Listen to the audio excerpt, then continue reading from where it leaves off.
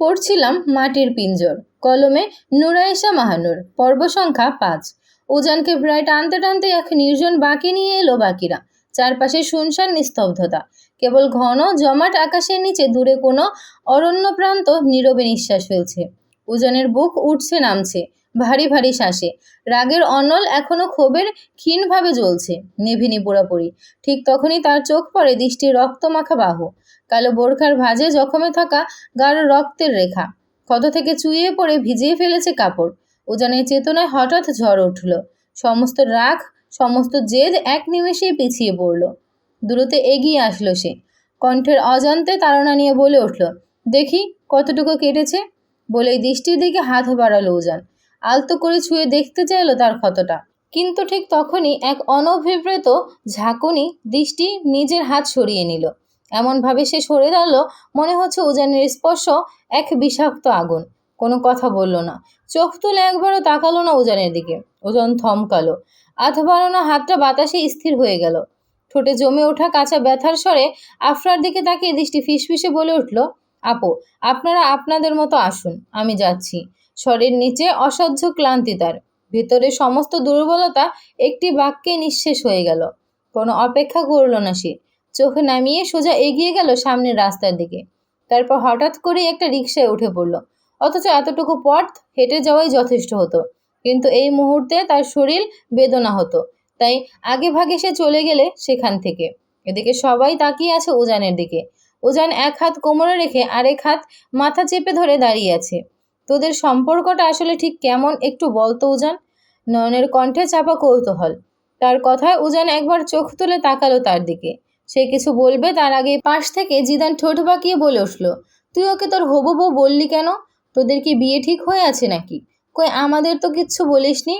এক একটা প্রশ্ন তীরের মতো এসে বিচ্ছে উজানের চারপাশে। আর এই আঘাতের মধ্যে হঠাৎ অগ্নিস্ফুলিঙ্গ হয়ে ফেটে পড়ল তুবা। তুবার চোখে তারা টলমল করছে, দগদগে ঈর্ষায় পুড়ে যাচ্ছে সে। সত্যি কি তোদের বিয়ে ঠিক হয়ে আছে উজান? তুবার গলায় একরাশ ছটফটানি। বিরক্ত হলো উজান। এই মুহূর্তে তার এত কৈফিয়ত দিতে ভালো লাগছে না। থামবি তোরা, সমস্যা কি তোদের? বাড়ি চল তাড়াতাড়ি। যে রাগ উজান দৃষ্টির উপর ছুড়ে দিতে পারেনি, তাই এবার বাকিদের উদ্দেশ্যেই ছুড়ে দিল। এরপর উজান পাশে দাঁড়ানো সবাইকে ঠেলে গটগট করে হাঁটা ধরল সামনের দিকে। পেছনে তাকালোও না একবারও। জিদান, নয়ন সবাই একে অপরের মুখের দিকে তাকিয়ে দেখলো একবার চুপচাপ। তারপর মাথা ঝাঁকিয়ে উজানের পেছনে হাঁটা ধরল। এদিকে তুবার মুখে কথা নেই, কিন্তু ফোঁসফাস নিঃশব্দে নিজেকেই পুড়িয়ে ফেলেছে একটানা। আফরা পাশে পাশে হাঁটতে হাঁটতে মাঝে মাঝে আর চোখে তাকাচ্ছে তার দিকে। আফরা জানে তুবার এই রাগের কারণ। তুবা অনেক আগেই হারিয়ে ফেলেছে নিজেকে উজানের মাঝে। উজানের কাছে এক ফোঁটা গুরুত্ব খুঁজতে খুঁজতে ক্লান্ত সে। উজান মানেই তার জীবনের স্বপ্ন, আর সেই স্বপ্নটাই আজ সবচেয়ে নির্মমভাবে ছুড়ে দেওয়া হলো তার চোখের সামনে। বাড়ি ফিরে কারো সঙ্গে একটা কথাও না বলে সোজা নিজের ঘরে চলে গেল দৃষ্টি। বোরকাটা শরীর থেকে খুলে নিল ক্লান্ত ভঙ্গিতে। কাপড়টা ভারী হয়ে আছে এক অজানা গ্লানিতে। ধীরে ধীরে আয়নার সামনে এসে দাঁড়ালো সে। আয়নায় দেখা যাচ্ছে রক্তের দাগ মাখানো ছেঁড়া ব্লাউজটা। ছুরির কোপটা খুব একটা ধারালো ছিল না হয়তো। বোরকার কাপড়ে ঠেকে লেগে ক্ষতটা অতটা গভীর হয়নি, তবুও ব্যথাটা দগদগে হয়ে ছড়িয়ে পড়েছে বুকের ভেতর। চোখ দুটো আয়নায় স্থির, ঠোঁট দুটো কেঁপে উঠল। নিজেকে খুব অপমানিত লাগছে নিজের কাছে। উজান হাত বাড়িয়েছিল, ছুঁতে চেয়েছিল তাকে। শুধু ছোঁয়া নয়, তার উপর অধিকার ফলিয়েছিল প্রকাশ্যে। হবু বউ বলে অন্য পুরুষের চোখ রাঙিয়ে শাসন করেছিল, আর তাতেই বেশি অপমান বোধ করেছে সে। এই তো সেদিন, হ্যাঁ এই তো কালকেই তো সব মানুষের সামনে তাকে কাজের লোক বলে পরিচয় করে দিয়েছিল উজান। আর আজকের মাঝে এত পরিবর্তন। দেশটি কি তবে একটা খেলনা যাকে ইচ্ছে মতো অপমান করবে, আর প্রয়োজন পড়লে একটু ছুঁয়ে দেবার অভিনয়ে সব কিছু মুছে যাবে? না, সে খেলনা নয়, সে কোনো পুতুলও নয় যাকে যখন খুশি সাজিয়ে তোলা যায়, আর যখন খুশি সরিয়ে রাখা যায় পুরনো খেলনার বক্সে। উজানের প্রতি আরও একরাশ ঘৃণা দানা বাঁধল দৃষ্টির মনুষ্য অন্তরে। যে পুরুষ নিজের মুখের কথার দাম রাখতে জানে না, যে নিজের আত্মসম্মানের ওজন বোঝে না, তার কাঁধে দাঁড়িয়ে কোনো নারীর স্বপ্ন রচনা হয় না। দৃষ্টির চোখে সেই পুরুষটা কেবল কাপুরুষ।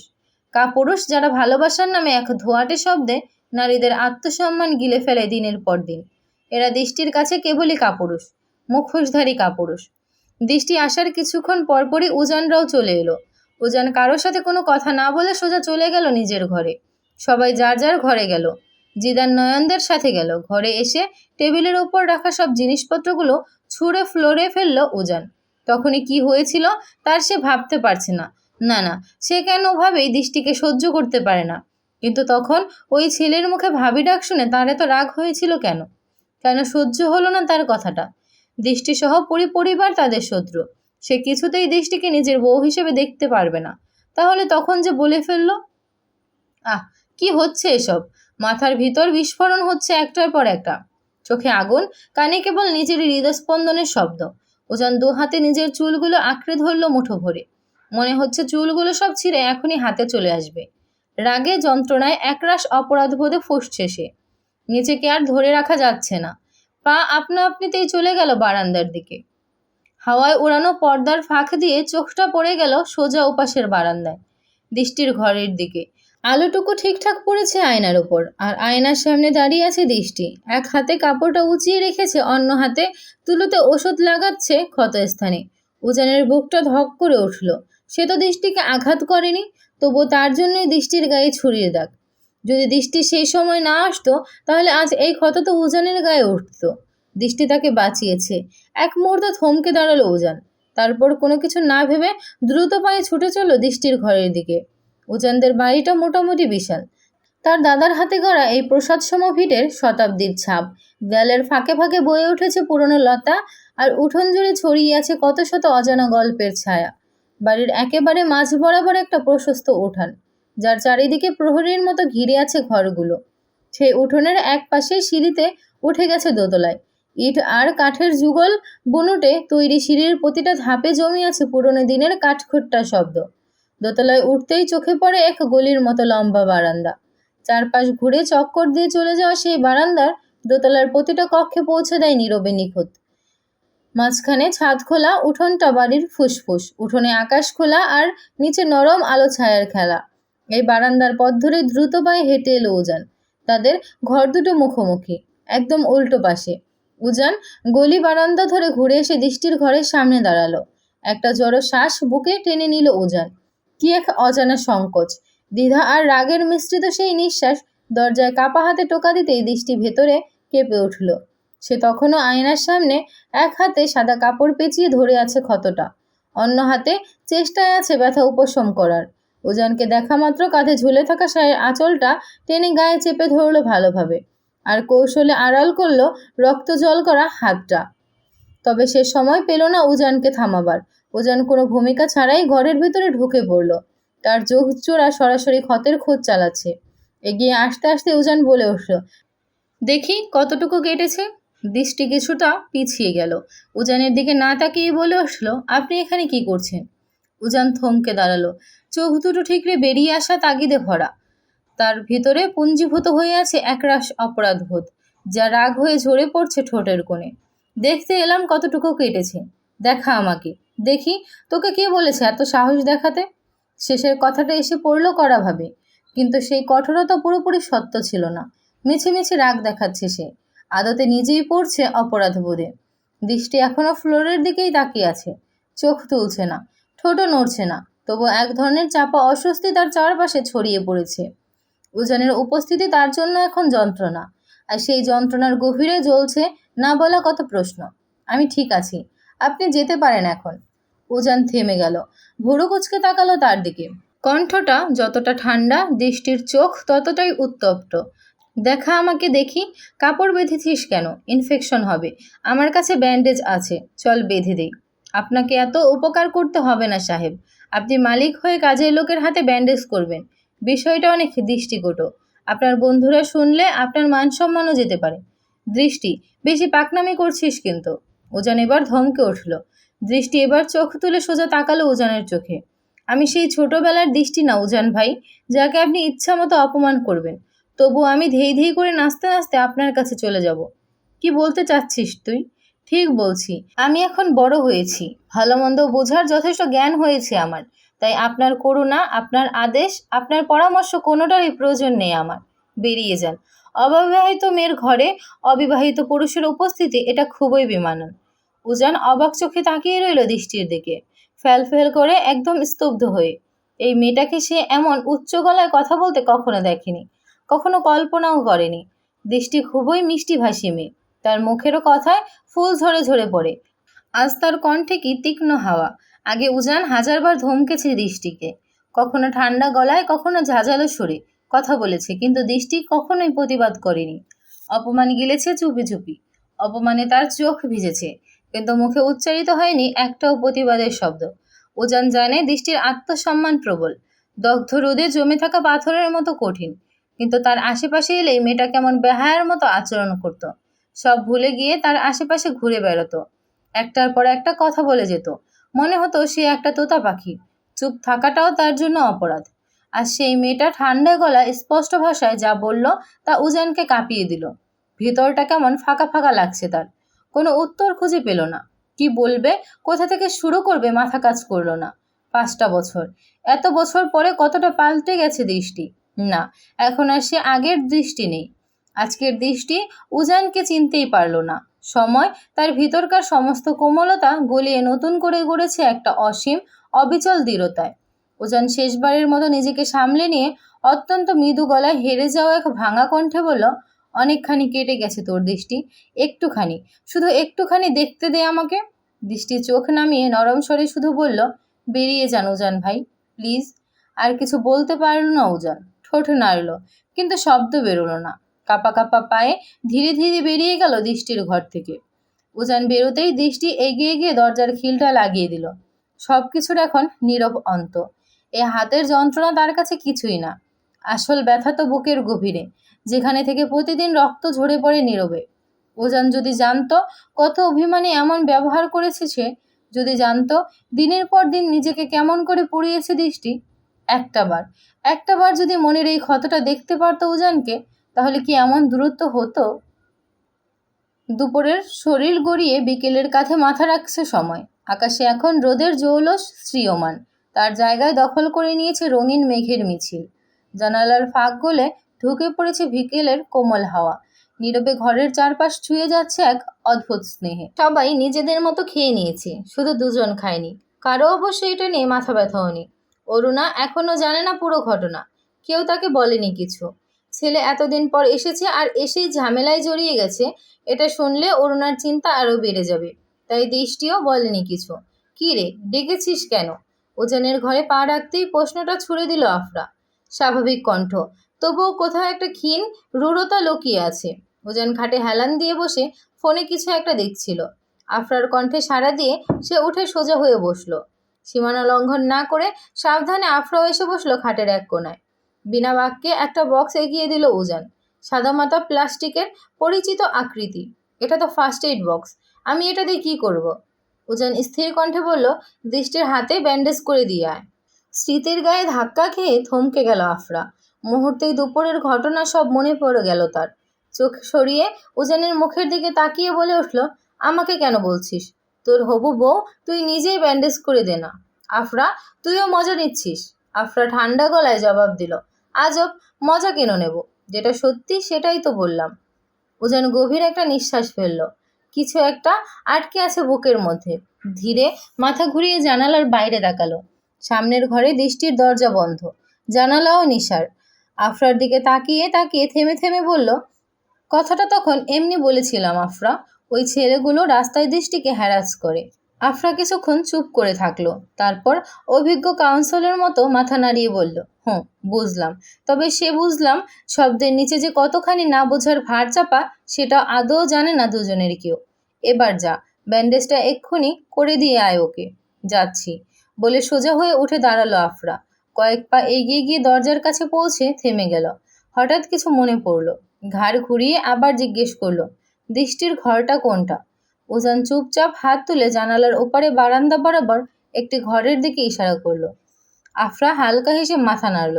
ইশারার সঙ্গে সঙ্গে অনেক অনুচ্চারিত কথাও বুঝে ফেলল সে। তারপর শব্দহীন পায়ে ঘর ছেড়ে বেরিয়ে গেল। ঠক ঠক। কে? দরজার ওপারে টোকা দিতেই ভেতর থেকে ভেসে এলো এক নরম কণ্ঠ, আমি আফরা, দরজা খোলো। আবছা পায়ে এগিয়ে এসে ধীরে দরজা খুলে দিল দৃষ্টি। কাচের মতো স্বচ্ছ চোখ দুটোতে একরাশ বিষণ্ণতা জমে আছে, মুখখানেও ক্লান্তির ছাপ। আফরা চুপচাপ ঢুকে পড়ল ভেতরে। ঘরের ভেতরে ঢুকতেই অদ্ভুত এক গুমোট ভাব। দরজা জানালা সব বন্ধ করে রাখা, বাইরের আলো ঢুকতে পারেনি ঠিক মতো। হঠাৎ করেই থমকে দাঁড়িয়ে সে বলল, আরে এত অন্ধকার কেন ঘরটায়? একটু আলো জ্বালাও তো। দৃষ্টি চুপচাপ জানালার দিকে এগিয়ে গেল। জানালার শিক খুলতে এক চটাক হাওয়া অপেক্ষায় ছিল বহুক্ষণ। সে এক দারুণ ধামকা ফুস করে ঢুকে পড়ল ঘরের নিঃশ্বাসে। ঘরটা হঠাৎ করেই জীবন্ত হয়ে উঠল। দৃষ্টি জানালার গা ঘেঁষে দাঁড়িয়ে আছে। হাওয়ার ঝাপটায় তার শরীরটা একটুখানি কেঁপে উঠল। চোখ দুটো নিজের অজান্তেই বন্ধ হয়ে এলো। সাথে সাথে তার দীঘল রেশমি চুল উড়ে উঠল হালকা মাতাল শিশে। পেছন থেকে এই দৃশ্য দেখে কিছুক্ষণ থমকে দাঁড়িয়ে থাকলো আফরা। এতদিন দৃষ্টিকে সে পুরোপুরি দেখেনি, দুটি কেবল চেনা চোখের দেখা। তারও মাঝে ছিল নিজেকে আড়াল করার প্রবল অভিপ্রায়। কিন্তু আজ আকাশী নীলের কোমল ঢেউয়ের উপর হাঁটুর কাছাকাছি নেমে আসা ওই চুলের স্রোত অপরূপ বিমুগ্ধতা এনে দিল আফরার মনে। অপরূপ, অনাহত এক মুগ্ধতা। দৃষ্টি জানালার ছায়া থেকে সরে এসে তাকালো আফরার চোখে, আর তাতেই আফরা খানিক নড়ে চড়ে উঠল। নিজের চোখকে বিশ্বাস করতে পারছিল না আফরা। আফরা স্থির দাঁড়িয়ে আছে, তবু মনে হচ্ছে তার চেতনা হেঁটে যাচ্ছে কোনো দূর অজানায়। এই দৃশ্যটা কি চোখের ভ্রম? সে কি সত্যি এক রক্তে মাংসের মানুষকে দেখছে, নাকি ঠিক তার সামনে বিকেলের আলোয় দাঁড়িয়ে আছে আকাশের বুক থেকে ঝরে পড়া একটা আসমানি পরী? এমন রূপ, এমন নির্মল বিভা তার কল্পনার পাশ কাটিয়েও কখনো আসেনি। আসমানি রঙের ঢেউ খেলানো কাপড় তার গায়ে ঝুলে আছে ধীর বাতাসের মতো। ভিতরে পরা সাদা ব্লাউজ তাকে আরও নির্মল, আরও উজ্জ্বল লাগছে। চুলগুলো আধা ভেজা, আধা শুকানো, তাতে বাতাস লাগতেই রূপকথার ঝর্ণাধারার মতো ওড়ে উঠল এক একটা আগলা পাঁজর ভেদে ঢুকে যাওয়া শিহরণ হয়ে। কপালের উপর কয়েকটা চুল গড়িয়ে এসে একটা বুনো আবেশ ছড়িয়ে দিয়েছে মুখে। আর সেই মুখ দুধে আলতা গায়ের গরনে রক্তজবা ছুঁয়ে থাকা এক চিরন্তন রাঙা। দৃষ্টির বড় বড় চোখ দুটো দেখে মনে হচ্ছে নিখিলের সব গল্প লুকিয়ে আছে সেখানে। পাপড়িতে গাঢ় রাতের ছায়া, চোখের মনি দুটো একা বসে চন্দ্রমুখী ফুলের মতো চেয়ে আসে আফরার চোখে চোখে। ঠোঁট জোড়া নবকুড়ি গোলাপের পাপড়ির মতো হালকা কাঁপছে নীরব বাতাসে। এই মুহূর্তে, এই চোখে, এই স্তব্ধতা জোরে কি অপার মায়া, তা আর বিশ্লেষণ করতে পারল না আফরা। এত সৌন্দর্য, এত মায়া এক শরীরের মধ্যে কিভাবে ধারণ করে রেখেছে দৃষ্টি? তার বুকের ভিতর দিয়ে এক অনুচ্চারিত ঢেউ বয়ে গেল। এক মুহূর্তে মনে হলো সে যদি মেয়ে না হয়ে কোনো পুরুষ হতো, তবে এই দৃষ্টিকে দেখে সে নির্ঘাত প্রেমে পড়ে যেত। না, প্রেম না, সে হয়তো সরাসরি লুটিয়ে পড়তো এই রূপের কাছে। নিজেকে আর ধরে রাখতে পারল না আফরা। শব্দগুলো গলায় আটকে ছিল অনেকক্ষণ ধরে। অবশেষে মুক্তি পেয়ে দোলা দিয়ে উঠল চারপাশে। মাশাল্লাহ, মাশাল্লাহ দৃষ্টি, তুমি তুমি এতটা সুন্দর। আফরার কণ্ঠে বিস্ময়ের চেয়ে বেশি বিহ্বলতা, যেন কেউ হঠাৎ চাঁদের খুব কাছাকাছি চলে গেলে বলে ওঠে, এ চাঁদ এত কাছে। কথাগুলো সরাসরি গিয়ে পড়ল দৃষ্টির নরম হৃদয়ের উপর। সে লজ্জায় একটু চমকে উঠল। অন্তর্গত স্নিগ্ধতায় ঢেউয়ের মুখটা নিচু করে ফেলল। তবু তার সেই অনুচ্চারিত জবাব উঠে এলো নাকের ডগাটায়। ধীরে ধীরে লাল হয়ে উঠেছে তার সারা মুখ, ঠিক স্নো হোয়াইটের গাল চুম্বন করা গোলাপের পাপড়ি। আফরার মনে হলো সে সত্যিই কোনো মোমের পুতুলকে দেখছে, যাকে স্পর্শ করলেই গলে যাবে, ভেঙে পড়বে কাচের মতো হিমশীতল কোমলতায়। কি বলছেন আপনি আপু? দৃষ্টির অস্থির স্বরে বলে উঠল কথাটা। কখনো কারো প্রশংসা পেতে সে অভ্যস্ত নয়, তবু আফরার চোখে তার প্রতি যে নির্ভেজাল বিস্ময়, তা তাকে লজ্জার ভীতিতে জড়িয়ে ধরেছে। ঠিক বলেছি দৃষ্টি, তোমার মতো রূপ আমি এর আগে দেখিনি। তুমি যেমন চুপ করে থাকা কোনো জলজ ফুল, যাকে কেউ ছুঁতেও ভয় পায়, আবার একটাবার স্পর্শ করার তাগিদে হাঁসফাঁস করবে। দৃষ্টি চুপ করে থাকলো কিছুক্ষণ, ভাষাহীন হয়ে শুধু মৃদু হাসির ছায়া খেলে গেল তার ঠোঁটে। চোখে জমে উঠল একরাশ অবাক ভাব, আর নাকের ডগাটা ততক্ষণে গোলাপি ছায়ায় ছুঁয়ে ফেলেছে। আফরা বুঝে গেল তার কথা বাড়ালে মেয়েটা পুরোটাই গলে যাবে অস্থিরতায়। সাবধানে এগিয়ে এসে তার হাত ধরে টেনে বসিয়ে দিল খাটে। এরপর হেসে বলে উঠল, থাক, এত লজ্জা পেতে হবে না, দেখি তো কোথায় কেটেছে। আমি ঠিক আছি আপু, আপনি শুধু শুধু কষ্ট করছেন। নরম গলায় আপত্তি করল দৃষ্টি। আফরা এবার একটু কঠোর সুরে বলে উঠল, বেশি কথা বলো না তো, হাতটা বাড়াও দেখি। বলেই দৃষ্টির হাতটা ধীরে ধীরে টেনে নিল আফরা। হাতের ক্ষতটার জন্য একটা হাফ হাতার ব্লাউজ পরেছিল সে, তাই ক্ষতটা দেখতে অসুবিধা হলো না আফরা। দৃষ্টি একটা সুতির কাপড় বেঁধে রেখেছে সেখানে। আফরা সাবধানে সেই কাপড় খুলে দিল। কাপড়টা সরাতে গিয়ে টান টান হয়ে ওঠা ত্বকের নিচ থেকে রক্ত ধীরে ধীরে ঝরে পড়তে শুরু করলো। নিষ্পাপ ক্ষতটা আবারও জীবন্ত হয়ে উঠছে। আফরা হাত দিয়ে সযত্নে অ্যান্টিসেপটিক লাগাতে লাগলো। এত খামখালি কিভাবে থাকতে পারো? এভাবে রেখে দিলে তো ইনফেকশন হয়ে যাওয়ার কথা। বুঝতে পারো না? একটু সাবধান হতে হয়। কথাগুলো তীর্যক তীর হয়ে ছুঁয়ে গেল দৃষ্টির মনে। আফরা এইটুকুনি যত্ন দৃষ্টির মন কাড়ল। এদিকে দৃষ্টি চোখ মুখ টান টান করে শক্ত করে চোখ বন্ধ করে আছে। জ্বলনের বেদনায় পুরো শরীর ঝাঁকুনি খাচ্ছে। এই তীব্র জ্বালার ভয়ে হাতের ক্ষতটায় ব্যান্ডেজ দিতে অস্বীকার করেছিল সে। জানালার ফাঁক দিয়ে উজান চুপচাপ তাকিয়ে আছে। কেন দেখছে নিজেও বুঝতে পারছে না। শুধু এক অদ্ভুত ঘ্রাণ ভরা আনন্দ পাচ্ছে সে। কোনো নিষিদ্ধ সুখের ছোঁয়া মেলেছে তার মনে। নিজেকে বোঝাচ্ছে মেয়েটা যে তার জন্য আঘাত পেয়েছে। আদৌ যে অন্য কিছু তা ভাবতেই পারছে না সে। দৃষ্টির ভয়ার্ত ব্যথায় ভরা মুখমণ্ডল দেখতে অদ্ভুত সুন্দর লাগছে উজানের কাছে। চোখের পাতাগুলো মৃদু স্পন্দিত তো হচ্ছে। শরীরের ভেতর থেকে এক একটি অনুভূতি আলতো করে ছুঁয়ে যাচ্ছে তার রূপরেখা। ঠোঁটের জোড়া হালকা খোলা, আর মৃদু একটা আওয়াজ ফিসফিস করে বয়ে যাচ্ছে। নাকার গাল রক্তিম টমেটোর মতো লালিমায় রঙিন হয়ে উঠেছে। নিঃসন্দেহে অসাধারণ এক রূপ, যার সামনে কোনো শিল্পীর পলক ঠেকবে না। ইস ইস, এত সুন্দর কেন এই মেয়েটা? উজানের মনে প্রশ্নটি ঘুরপাক খেল। আগে কখনো চোখে পড়েনি কেন? নাকি সে চোখের সামনে ছিল কিন্তু নিজের ইচ্ছে মতো দেখতে চায়নি? আজ কেন হঠাৎ করে এত আকৃষ্ট হলো তার মন? কেন এই অজানা সৌন্দর্যের সামনে সে হারাতে চায়? যুগের পর যুগ পার করে দিতে চায় শুধু তাকিয়ে। সব মিলিয়ে সে নিজের মনের ভেতর একটা অদ্ভুত ঝড় অনুভব করলো, যা তাকে নিজেও অবাক করে দিল। অমন এক অনুভূতি যা স্পষ্ট ভাষায় ব্যাখ্যা করা কঠিন। হঠাৎ আনমনে সে হাসি ছড়ালো। নিজের মধ্যকার গোলক ধাঁধার সঙ্গে ঠাট্টা করলো খানিকটা। কিন্তু দৃষ্টি চোখ খুলতে দ্রুত সেখান থেকে কেটে পড়ল। যদি দৃষ্টি দেখে ফেলে তাহলে তার সম্মানের রফা দফা হয়ে যাবে। দৃষ্টির সামনে এত ভাব দেখানো তখন লজ্জায় পরিণত হবে। হাতে ভালোভাবে ব্যান্ডেজ করে দিয়ে উঠে দাঁড়ালো আফরা। তখনই দৃষ্টি বলে উঠল, আপু, আপনারা এসেছেন কিন্তু একটু সময় দিতে পারিনি আপনাদের। সেটার জন্য আমি খুবই দুঃখিত। কিছু লাগলে অবশ্যই আমাকে জানাবেন। আফরা হেসে বলে উঠল, আমাদের আপাতত কিছুর প্রয়োজন নেই, হলে জানাবো। গল্প করতে চলে আসবেন কিন্তু। বলেই হেসে উঠল দৃষ্টি। আফরা একটু ভাবুক হয়ে বলে উঠল, আচ্ছা, এ বাড়িতে তোমরা কয়েকজন ছাড়া কি আর কেউ নেই? আছে তো, উজান ভাইয়ার একজন চাচা আছে, উনি দেশের বাহিরে থাকে, আর ওনার একটা মেয়ে আছে। উজান ভাইয়ের চাচি আর চাচাতো বোন বেড়াতে গেছে, চলে আসবে 2-1 দিনের মাঝে। ওহ আচ্ছা, আমি যাই, পরে আসবো। আচ্ছা। আফরা হেসে বেরিয়ে যাবে এমন সময় দরজার কাছে দাঁড়িয়ে আবার বলে উঠল, একটা কথা বলি, আবার তুমি লজ্জা পেও না কেমন? কি কথা? তুমি আসলেই মাতাল করা সুন্দর। যে তোমার ভালোবাসা পাবে সে নিঃসন্দেহে জিতে যাবে। আজকে থেকে তোমাকে আমি রূপচন্দ্রিমা বলে ডাকবো। আফরার মুখে কথাগুলো শেষ হতেই দৃষ্টি হেসে উঠল। কি অপার্থিব সে হাসি! এক মুহূর্তের জন্য চারপাশ থমকে গেল। সময়ও তার হাসিতে মোহিত। সেই হাসির আলোয় মুখখানা আরও দীপ্ত হয়ে উঠল। তারপর চোখ তুলে এক গাঢ় দৃষ্টিতে আফরার চোখে চেয়ে দৃষ্টি ধীরে বলে উঠল, রঙের রং ছলে ছলনা, ভালোবাসা কিন্তু সবার সয় না। রূপের মাঝে যার চাঁদ ঝরে, ছোবল দেয় সে বিষের ঘোরে। যেই রূপে সে রূপচন্দ্রিমা, একই বিষে বিষচন্দ্রিমা। আফরা অবাক নয়নে তাকিয়ে আছে দৃষ্টির দিকে। দৃষ্টির মুখে হাসি এখনো বিদ্যমান। একটুও কমেনি মুখের হাসি, বরং আরও কিছুটা প্রশস্ত হয়েছে সেই হাসি। আফরা এবার মৃদু হাসল। তার কণ্ঠে খেলা করলো এক কিশলয় আত্মবিশ্বাস। বিষচন্দ্রিমাটা ঠিক যায় না তোমার সাথে, রূপচন্দ্রিমাই ঠিক আছে।